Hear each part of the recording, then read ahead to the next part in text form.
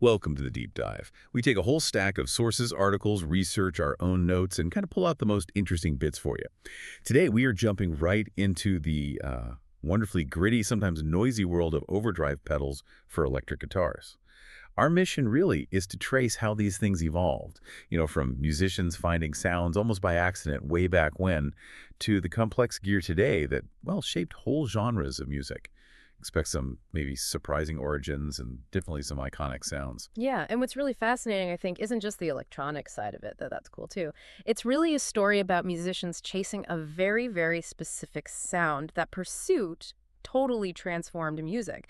And it just shows how, a seemingly small invention can just blow up and have this huge impact on how people create art. Okay, yeah, let's dig in then. Before pedals, these little stomp boxes were even a thing. Yeah. How did guitarists actually get that sound, that grit or breakup? What was the original method? Right. So you got to rewind a bit back to let's call it the proto-overdrive era, 50s, 60s. This is way before dedicated effects pedals.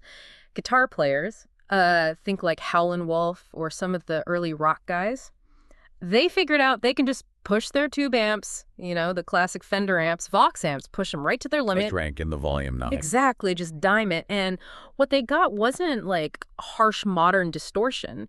It was this really amazing, organic, kind of touch-sensitive sound. It had this rich harmonic thing going on, and it reacted to how hard they picked or if they rolled back the guitar's volume. Super musical, really dynamic.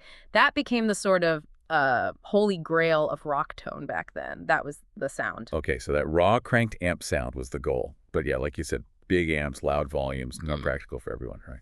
So what was the first dedicated box, the first stomp box that brought that kind of sound down to the floor? Made it easier to get. Yeah, that big step happened around 1974. That's when the DoD Overdrive preamp 250 came out. It was designed by David Aresta DiFrancesco and John Johnson for DoD Electronics out in Salt Lake City. And the interesting thing is how simple it was. Just one op-amp stage that's like a tiny amplifier chip and only two knobs, gain and level. That's it. Wow, that simple. Yeah, but its impact was huge. It gave guitarists, for the very first time, a way to clip their signal to get that driven sound right there on the floor, push their amps harder without, deafening everyone or lugging around weird tape machines some people were using. It put that control right under their foot. Manageable volume, instant grit, major change. That is fascinating. Such a basic circuit, but it really opened doors. Was it just about being first and convenient, or did that specific op-amp circuit have its own kind of sound, even with just two knobs? Oh, it was definitely both. I mean, the convenience was massive, obviously. But the way that op-amp clipped, it gave this distinctive sort of grit, maybe a bit smoother, more controlled than just slamming the front end of an amp sometimes. It had this, cutting quality, great for boosting an already slightly dirty amp, adding sustain. Okay. But yeah, the main thing was putting that controlled drive at your feet. Huge deal. Hmm. But things move fast. Just a few years later, another pedal came along that really cemented the name Overdrive as a category and refined the whole idea. And that name, I'm guessing, has got to be Boss. Right. Their compact pedals just seem to be everywhere eventually. Got it. Boss entered the scene with the OD1 Overdrive in 1977. It was only their second compact pedal, actually, after they did some fuzzes.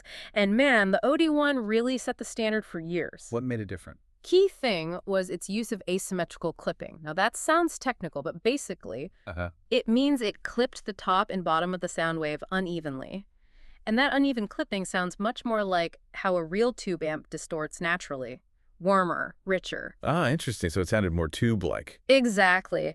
More than the symmetrical clipping some other pedals use, plus it had silent FET switching. FET switching. Yeah, field effect transistor. It just meant when you clicked the pedal on or off, there wasn't a big pop or noise. Super clean switching, which was a big improvement back then. So you had this smooth, tube-ish response, the quiet switching, and that classic yellow Boss compact box. That really became the template. Guys like Pete Townsend started using it for, a smoother kind of push. Okay, so Boss sets a new standard.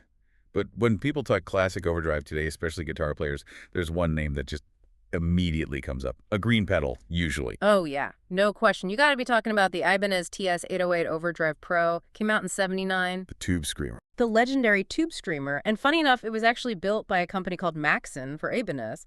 Their goal was basically to compete directly with that Boss OD1. And it got that nickname tube screamer because it had this really signature sound, partly from its mid-hump. Mid-hump? What's that? It's like a subtle boost right in the middle frequencies of the guitar's sound. It helps the guitar cut through a band mix, makes notes really sing out, you know. Okay, like an EQ thing built in? Sort of, yeah. A Cool. very specific EQ shape.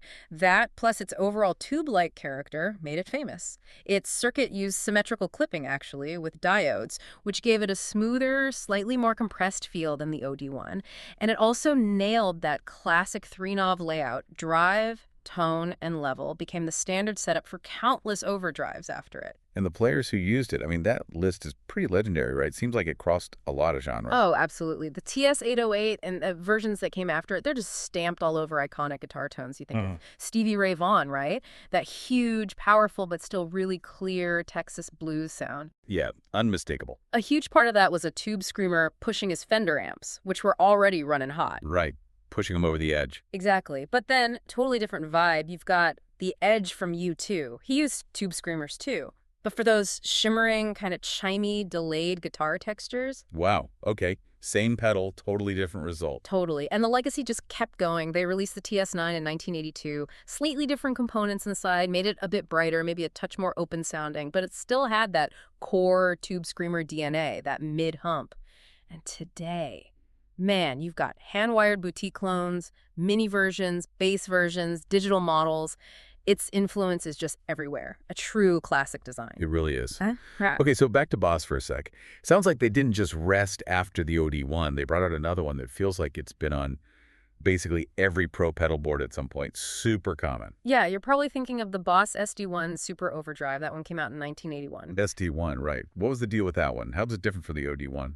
The main thing was they added a tone knob. The OD1 just had level and overdrive, right? The SD1 added that dedicated tone control, giving players more control over the high end. Ah, okay. More tweakability. Exactly. Its sound is often described as maybe a bit sweeter, still pretty mid-focus like the OD1, maybe even more so, but still super responsive to how you play, and famously, like all bass pedals, built like a tank. You could drop it downstairs. Huh. Yeah, they are tough. Totally. And the SD1 just became this massive seller, one of the best-selling budget overdrives probably ever. And you're right about the users, super diverse. Jimmy Page used one, David Gilmour, Kirk Hammett from Metallica. Wow, Metallica. Okay. Yeah, the Edge used it too, Mark Knopfler. Yeah. It's just a solid, reliable workhorse. It does the job for a lot of different styles. So we've got these, like, foundational pedals established. The DoD, the Bosses, the Tube Screamer. What happened next? As we get into the 90s, the 2000s, things seem to get a bit more specialized, right? The whole boutique pedal thing started taking off. Yeah, that was a really interesting shift. You had players starting to look beyond the big manufacturers. They were searching for maybe more transparency in their drive sound, or pedals built with super high-quality components, or maybe just unique sonic flavors you couldn't get off the shelf. And that led to smaller builders, right? Exactly. Smaller companies, often just one or two people, hand-building pedals. A prime example from that era is the Fulltone OCD. That came out in 2004 from Michael Fuller, who started Fulltone back in '91. OCD, obsessive-compulsive drive, right. What made it stand out? Right. Its whole design philosophy was different. It used an op-amp circuit, but it was specifically designed to really closely mimic the feel and dynamic response of a tube amp breaking up. Not just the distortion sound, but how it reacts to your playing. Or like an amp in a box. Kinda, yeah. More dynamic, more touch-sensitive. It also had this HPLP switch, high peak and low peak, which changed the headroom and the overall voicing, along with the usual volume, drive, and tone. So more options again. Definitely. It became known for combining that great touch sensitivity with really rich harmonics and a pretty transparent drive, meaning it didn't color your core guitar tone too much. It got picked up by blues rock guys like Joe Bonamassa, but also tons of players in alternative rock and other styles. And the OCD wasn't alone. That era gave us other legends like the analog man king of tone, this super sought-after dual-channel hand-wired pedal, almost impossible to get sometimes. Yeah, I've heard about the waitlist for those. Exactly. And then you had other great boutique brands emerging like JHS, Wampler, Zodic. Lots of them started adding things like internal switches for different EQ curves or clipping options. It just became this explosion of choice for players looking for very specific high-fidelity drive tones. It does feel like the search for the perfect tone just kept getting more and more granular. So fast forward to today. What's the state of Overdrive now in this, digital age we're in? Is it still about refining those old circuits, or are there completely new approaches?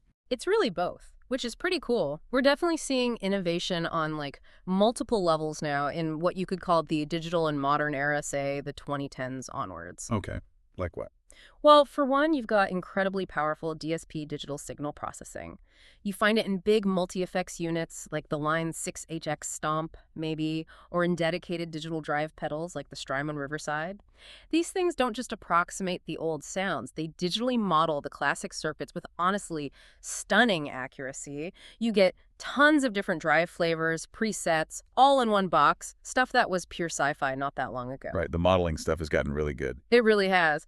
But then you also see innovation in the analog world still, or blending analog and digital. You get these smart overdrives or boosts. They might have MIDI controls, so you can integrate them into complex rigs and switch sounds automatically. Or they have multiple switchable clipping options, different diodes, LEDs, FETs to give you different textures, maybe even user profiles you can save. Think pedals like the Walrus Audio Monument, maybe the Boss OD200. Interesting. MIDI control on an overdrive. Yeah. And then maybe the most exciting part for some players are the hybrid designs. These pedals actually blend different technologies together. Maybe an F&T input stage, running into an op-amp, then maybe some transistor clipping. Wow, mixing and matching. Exactly. Combining the best bits of different approaches in one pedal. This gives players just unprecedented flexibility, amazing sustain sometimes, incredible clarity. You can dial in sounds that feel both classic and totally new. So think about this whole arc. We went from just turning amps up loud to simple two-knob boxes, classic three-knob designs, boutique refinements, and now these super complex digital and hybrid units. After all that, why does the overdrive pedal still feel so essential, such a basic building block for guitar players? What's the core takeaway? Yeah, if you kind of step back and look at the whole journey, the reasons it stuck around are pretty consistent, actually. First, and maybe most importantly, overdrive pedals gave guitarists that amazing amp-like breakup sound, but at volumes you could actually use anywhere. Bedroom, small club, studio, whatever. That was huge. Right, the volume thing is key. Totally key. Second, they put precise control over the gain, the grit, and usually the tone, right there at the player's feet. Instant access, easy to tweak on the fly during a song. That creative control was revolutionary. Yeah, being able to kick it in for a solo. Exactly. And third, and this is crucial, good overdrives respond musically. They react to how hard you pick your guitar's volume knob. They add sustain, harmonics, this feeling of connection. It's not just a flat on-off distortion sound. It breathes with your playing. So yeah, from that first simple DoD box to today's sophisticated stuff, the overdrive pedal just remains fundamental. It unlocks so much of the electric guitar's expressive potential. It really is amazing how that basic need, just wanting a bit more grit, drove decades of innovation, turned into this whole universe of sonic possibilities. It really shows how, artistic needs can push technology forward in really cool ways. It absolutely does. And what's really compelling, I think, is that this search for that perfect dynamic musical breakup sound, it's still going on. It keeps pushing engineers, keeps pushing musicians to rethink things, try new combinations. It makes sure that finding your perfect tone is this constantly evolving journey. And it makes you wonder, right, what other seemingly small niche innovations out there have ended up having such a massive, lasting effect on how art is made? That is a great question to leave people with. Yeah. Excellent food for thought. Well, thank you for joining us on this deep dive into the world of overdrive. We hope you found it interesting, and maybe it inspires you to explore some of these sounds yourself.